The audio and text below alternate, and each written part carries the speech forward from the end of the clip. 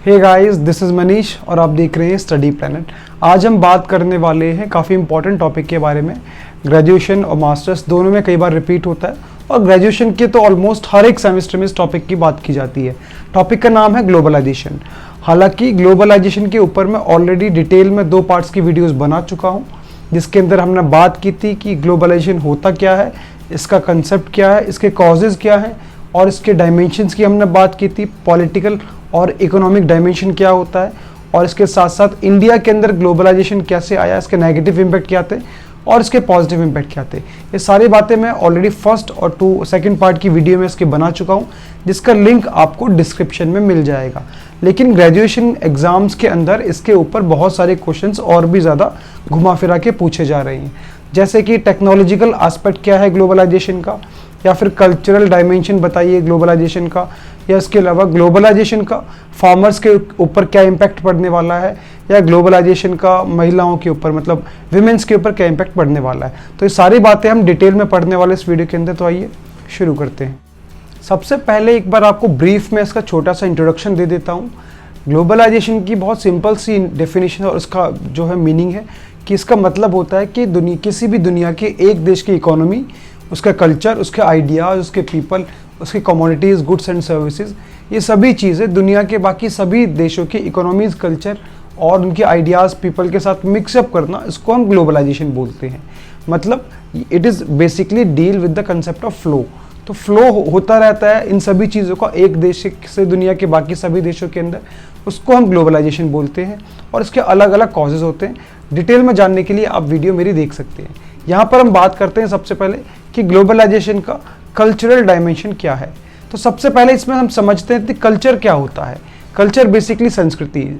Culture का मतलब अगर आपको समझाऊं आसान भाषा में, तो आपका खाने का तरीका, पहनने का तरीका, क्या खाते हैं, क्या पहनते हैं, क्या सोचते हैं, कैसे रहते हैं, आपकी way of thinking, way of living, इन सभी चीज़ों को कल्चर बोला जाता है।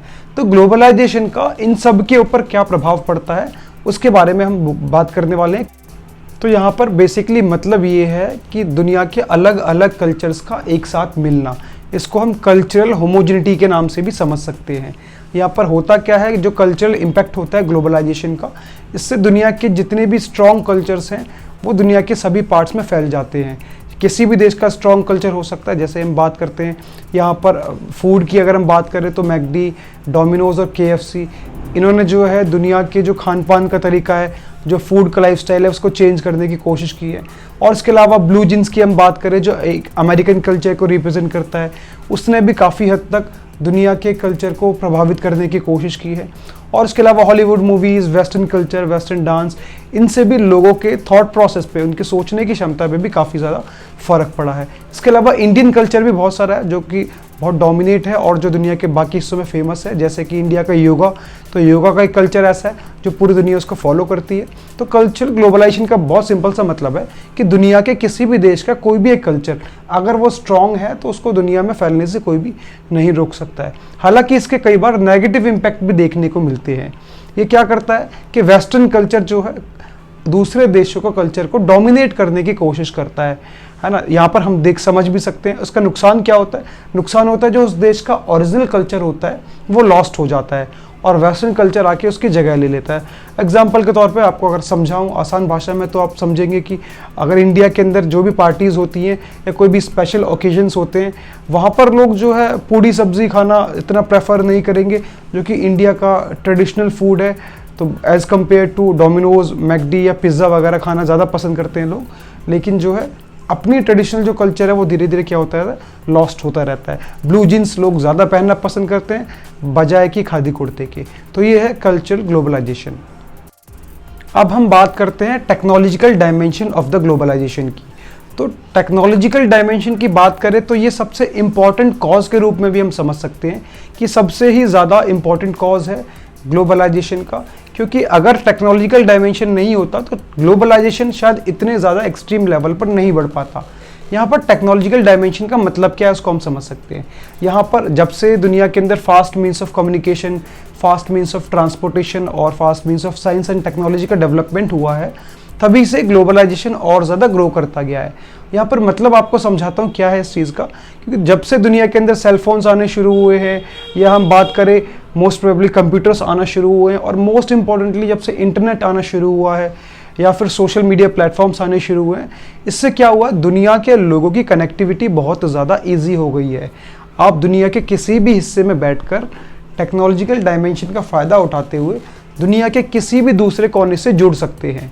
फॉर एग्जांपल, अगर कोई भी एक टीचर पहले सिर्फ एक पर्टिकुलर रीजन के अंदर पढ़ा सकता था, अब क्या हुआ है, टेक्नोलॉजिकल डायमेंशन का फ़ायदा उठाकर वो एक जगह से बैठकर दुनिया के किसी भी कोने में किसी को भी पढ़ा सकता है। तो ये काफ़ी इंपॉर्टेंट एग्जांपल और जो है डायमेंशन है ग्लोबलाइजेशन का। अगर आप लोग हमारे चैनल पर नए जुड़े हैं तो आप हमारे चैनल को सब्सक्राइब कर सकते हैं, जिसमें आपको क्लास 11th 12th ग्रेजुएशन और पोस्ट ग्रेजुएशन से रिलेटेड बहुत सारी वीडियोस आपके सिलेबस के अकॉर्डिंगली मिल जाएगी।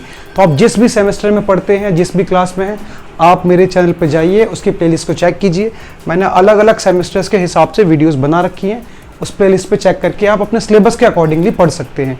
और इसके अलावा अगर आप लोग हमसे पेड क्लासेस या नोट्स भी चाहते हैं तो उसके लिए आप हमें इंस्टाग्राम पे मैसेज कर सकते हैं। अब हम बात करते हैं कि ग्लोबलाइजेशन के फार्मर्स के ऊपर क्या इम्पैक्ट पड़े हैं।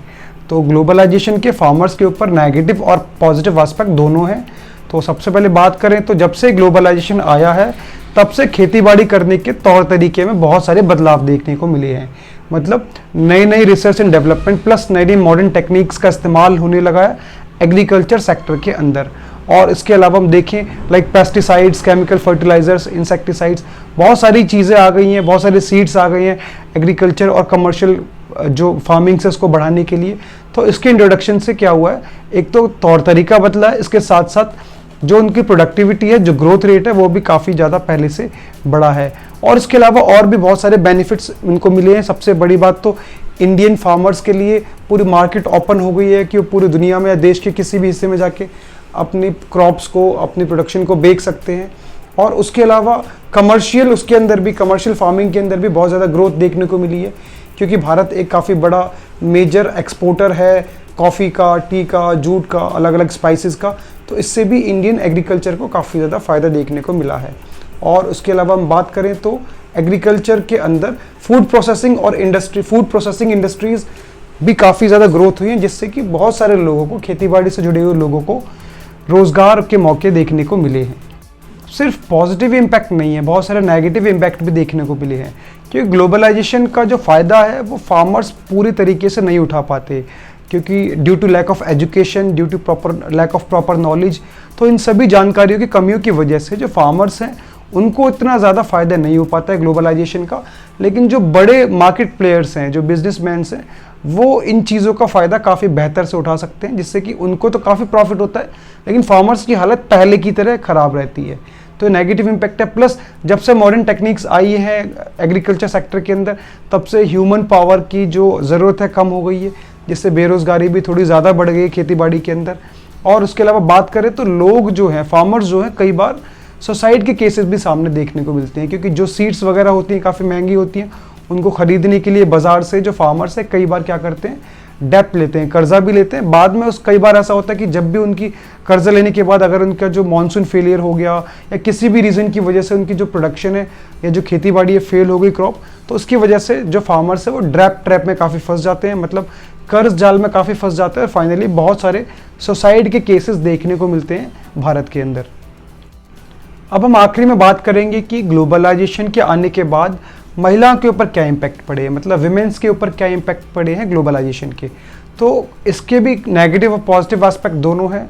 सबसे पहले बात करें कि जब से ग्लोबलाइजेशन आया है तब से एक समाज के अंदर, स्पेशली अर्बन एरियाज़ के अंदर, काफ़ी इगैलिटेरियन सोसाइटी देखने को मिली है, मतलब काफ़ी एक समान समाज देखने को मिला है। मतलब यहाँ पर इनइक्वालिटी थोड़ी सी ख़त्म करने की कोशिश की गई है जब से ग्लोबलाइजेशन आया तब से।